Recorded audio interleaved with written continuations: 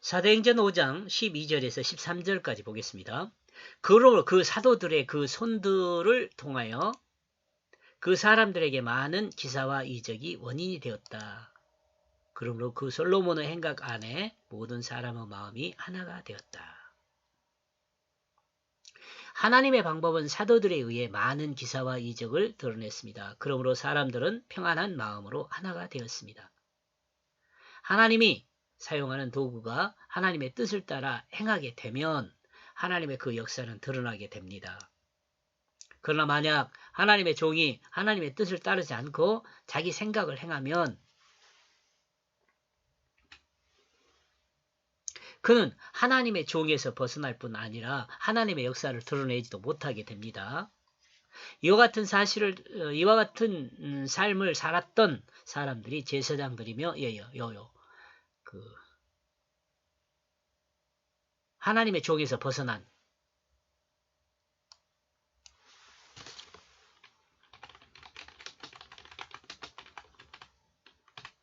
하나님의 종에서 벗어난 삶을 살았던 사람이 제사장들이며 서기관들이며 바리새인들이었습니다.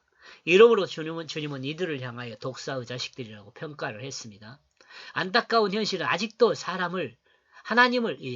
하나님을 알기 위해 연구하는 신학이 예수님께 비판을 받았던 그 서기관의 방법으로 신학이 하나님을 알기 위해 연구하는 신학이 예수님께 비판을 받았던 서기관들의 그 방법을 사용하고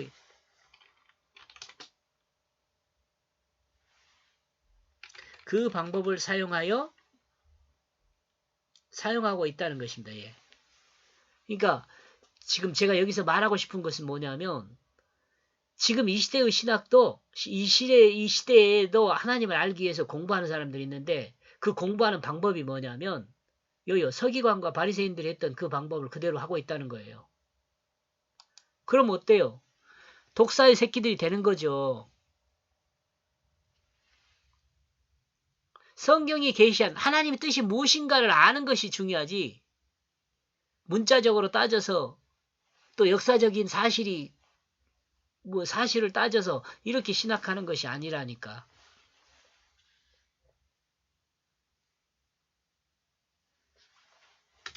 이것은 성경에 드러난 하나님의 뜻을 따르지 않고 성경을 문자와 이야기로 이해하고 인간의 지식으로 하나님의 뜻을 만들어 내고 있다는 문제점입니다. 성경은 인간의 문자와 인간의 이야기 안에 하나님의 뜻을 담아두었습니다. 하나님이 인간에게 전달하고 있는 것이 무엇이 전달하고 있다는 이것을 명심해야 합니다.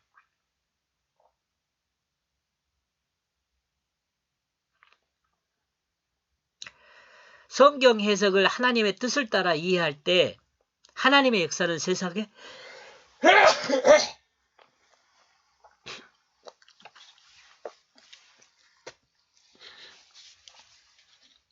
하나님의 뜻을 따라 이해할 때 하나님의 역사는 세상에 드러납니다. 많은 기사와 이적을 통해 세상이 하나님의 뜻을 따라 하나 되게 됩니다. 13절 그러므로 그들 중에 남은 자들로 두려워하지 않은 자가 하나도 없다.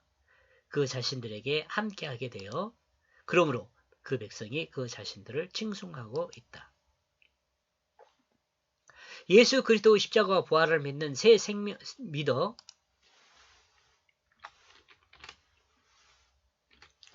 생명으로 거듭난 사람 앞에서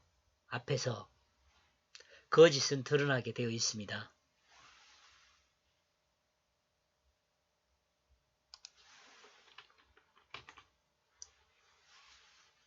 거짓이 빛이 있으면 어둠이 물러가듯 진실이 있으면 거짓은 드러나게 됩니다. 이러므로 그리스도인은 거짓을 두려워해야 합니다. 만약 거짓의 유혹이 있다면 자신이 죽었다는 것과 자신이 하나님의 뜻을 따라 새 생명으로 거듭났다는 것을 다시 분명하게 인식하고 빛에 거하는 사람 곧 진실에 거하는 사람이 되어야 할 것입니다. 다시 타락하여 거짓에 유혹되지 말고 진실에 든든히 서 있는 그리스도인이 되어야 할 것입니다. 세상의